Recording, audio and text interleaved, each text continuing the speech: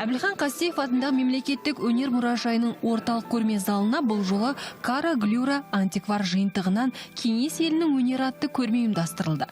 Көрермен кеңес елі суретшілерінің туындыларын тамашалап өткен ғасырға саяхат жасауға мүмкіндік алды.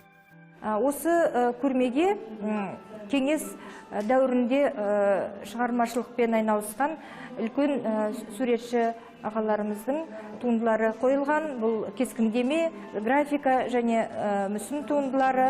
Жыл өткен сайын бұл дәуірдің де артта қала берері рас. Алайда ұйымдастырушылардың негізгі мақсаты кеңес елі мен қазіргі заманның бейнелеу өнерінде қандай айырмашылық бар екенін көрсету.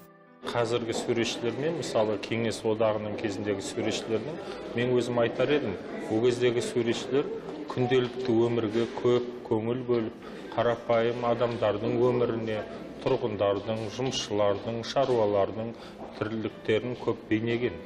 Көрмеге ұсынылған туындыларға қарасаң, өткен ғасырдың дүние танымы мен идеологиясын бірден байқайсың. Мәселен, мұнда қазақ кср еңбек сіңірген қайраткері Тоқболат Тоғызбаев пен Борис Пактың да еңбектерінің тақырыбы негізінен өткен ғасырдың саяси идеологиясын қамтыған.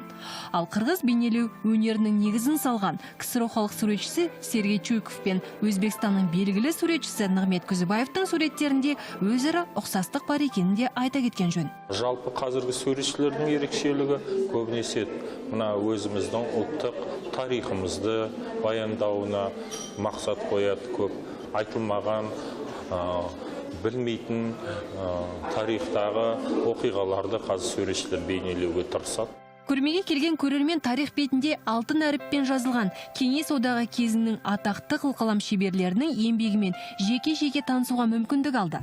Тарих қойнауында қалған жылдарда бейнелеу өнері иелерінің социалистік идеяларға шын жүрекпен сеніп, авторлардың шығармашылық үрдіске қызығушылықпен қарағанын байқадық.